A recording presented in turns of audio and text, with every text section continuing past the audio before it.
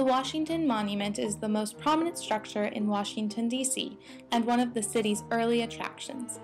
It was built in honor of George Washington, who led the country to independence and then became its first president.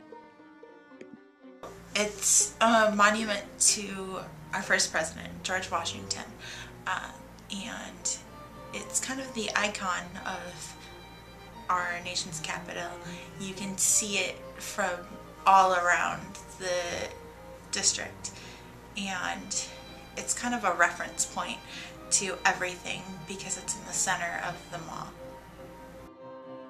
The Washington Monument was built between 1848 and 1884 as a tribute to George Washington's military leadership from 1775 to 1783 during the American Revolution.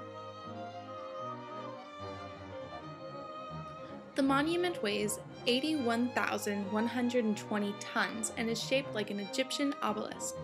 Standing at over 555 feet tall, it offers views in excess of 30 miles.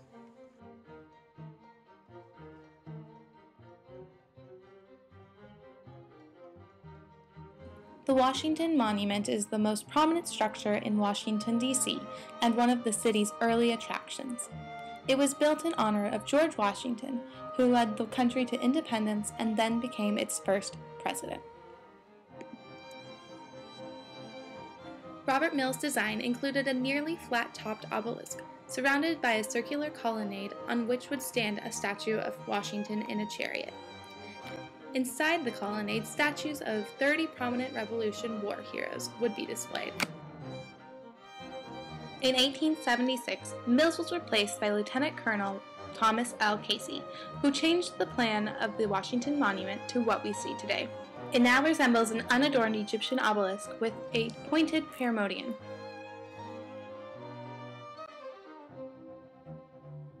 So they obviously were trying to choose something that, even if they weren't choosing something that was quintessentially American because there was no such thing yet, it's so weird that they went totally opposite direction compared to like everything else that they were building at the time, which was Greek and Roman and very classical. And they went with ancient Egypt, which is very classical and all that, but it's not. It's so out of place. It's kind of like, well, like, what is that?